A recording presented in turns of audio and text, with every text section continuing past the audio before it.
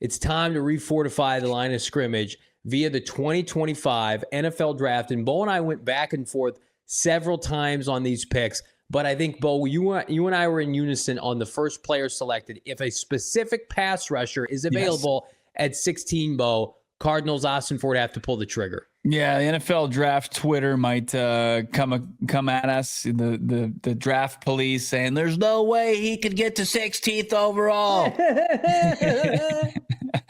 But look, this is our dream offseason.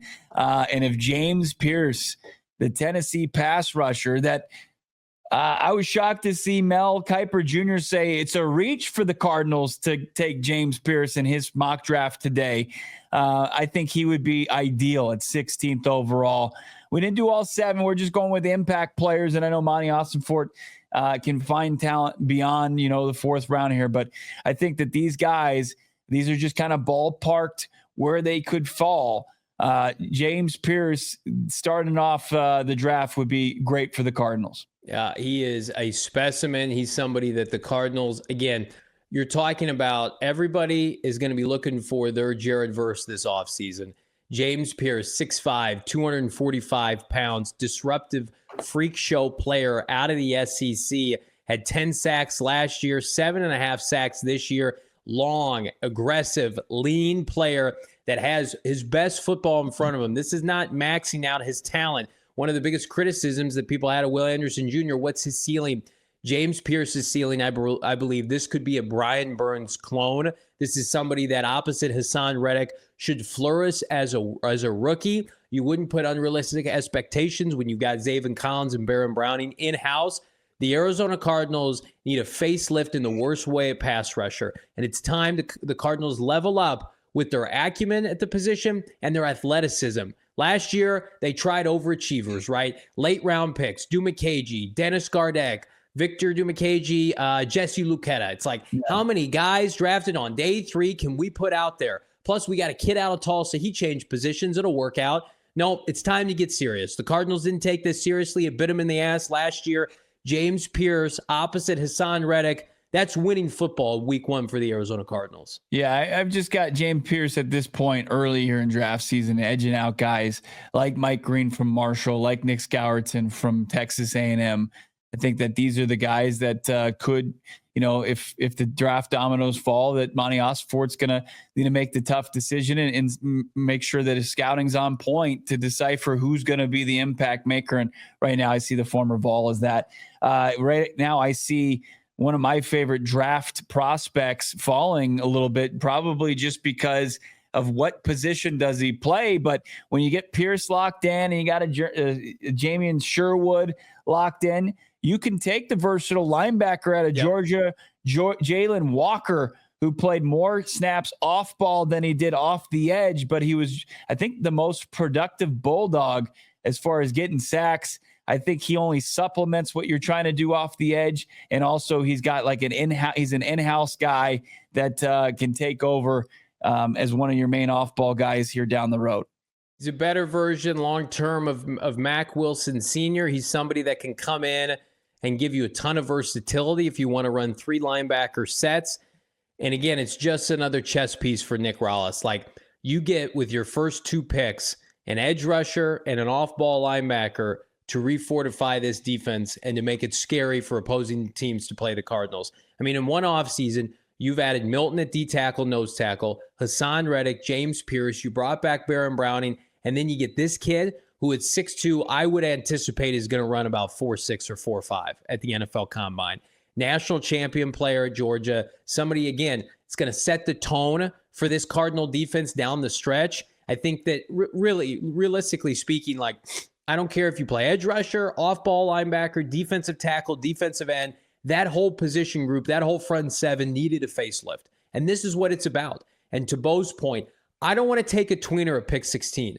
But if my edge rushers are good and I can get an off-ball guy that can rush a little bit, but that can also play the pass, that can also play running downs, I'm okay with that. That's what the second round is for. Yeah. He was easily the best player available, and he becomes an Arizona Cardinal with a first-round grade that falls to pick 47. Yeah. Up next in this draft, we've got, we're staying in state, Jonah Savanah of Arizona. Versatile. Big Jonah, Johnny. That's right. Big Jonah, replacing the previous Jonah. Versatile. Can play tackle, can play guard.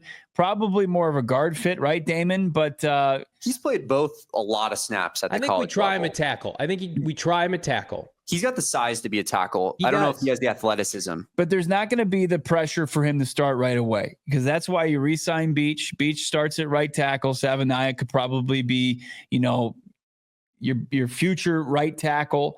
Maybe he beats out a Christian Jones, or maybe he jumps inside and he's interior offensive line depth. But I think his versatility sets him aside. Big kid, 6'5", 336. He's played a lot of snaps between the Pac-12 and the Big 12. Damon, I like this pick for the Arizona Cardinals potentially early in round 3. In this mock draft scenario, I had the Cardinals, as Monty Austinford's done now twice, trading down in the second round and garnering another third-round pick. So I've got 2 third-round picks in our dream offseason here.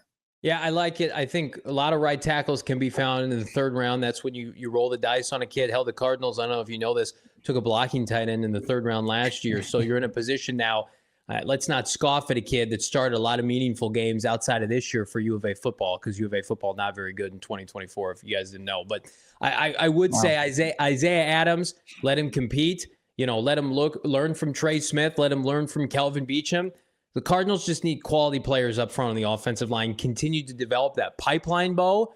And this is a draft about meat and potatoes. This is about line of scrimmage players. This is about how can we push the LA Rams and the Seattle Seahawks around. Think about the games the Cardinals lost at the second half of this year after being 6-4 at the bye. They got pushed around by the Seattle Seahawks twice. They got pushed around by the Vikings late, and they lost at the LA Rams because they only scored 1 offensive touchdown. Like, that has to change. And I think that this draft and this free agency period especially, it's like tackle, guard, defensive end, defensive tackle, off-ball linebacker, another edge rusher, right? You flush it all. I mean, we're fired up about Christian Kirk. That's a 1 to 2 year deal. We're fired up about your addition at wide receiver later in this draft. That's a 4th-round pick. This is about flushing this group with people movers, because the Arizona Cardinals, they got receivers. It's about finding people to help them get open with more time for Kyler Murray. Yeah. All those, as far as this guy's not making it to this round, it's not making that round. Like, we haven't even played the Super Bowl yet. These are all wrong. We haven't seen any of the draft process. We've got Mel Kiper, predicting the Cardinals to take a guard who's been, for the most part, projected in the 2nd and 3rd round. And then you got people that look at, Derek Harmon, who are in our dream off season, somebody that's gone, 2nd, 3rd rounds, and it just depends on what publication you trust. So let's sit there and say, definitively, this guy's not going anywhere. I think it's a bit early in the process there. So, you can take it with a grain of salt, but we're not saying specifically these players, but these positions. This is where the Arizona Cardinals need to look, whether it's not this specific prospect. But we do have Derek Harmon from Oregon here as another 3rd-round pick for the Cardinals. Just big, the interior defensive lineman that played for the Ducks, 6'5", 310, can move a little bit. Was one of the main reasons that they were the number 1 team for the bulk of the season this year. So look, if it's not Derek Harmon, you got Daniel Jeremiah tweeting out today the depth of the defensive line in this draft. It's nearly historic. So the Arizona Cardinals, if they don't get Derek Harmon, they can get another defensive line prospect that can be part of their rotation. Justin Jones and Bilal Nichols are essentially year to year with this team. Dante Stills is a 6th rounder. I mean, the Cardinals, their interior and tackle play, flush those position groups, get as many athletic bodies as you can. I have no issue with that. When we started this Austinford era, the Cardinals defensive line was the worst in the NFL. Now it's gotten better, but it still needs youth and athleticism and young players to fill roles. And this is a kid that had 5 sacks this year, defensive tackle. Let him learn behind Milton. Let him learn behind Darius. Let him play alongside Justin Jones, and just give Nick Rallis a chance. Nick Rallis is not going to become a head coach with the players he had last year. He maxed those players out, right? And kudos to him. Round of applause. 15 in points per game last year was unbelievable. Now let's give him some flipping players. Let's let him have an opportunity to go out there and kick ass post-Thanksgiving, because he's not working with practice squad talent. I mean, I think it's going to be a pretty big indictment of Steve Keim when the Cardinals let a bunch of guys walk and they don't start signing contracts till May or June. Like that's what's going to happen. Whereas now the Cardinals are going to load up on line of scrimmage players. They got a wide receiver last year. They got some flash, right? They got a bunch of corners. This year it's about defensive and offensive linemen in this draft. Yeah, and then the last pick we have here that we'll highlight from our dream offseason draft was one of the top receivers in the nation.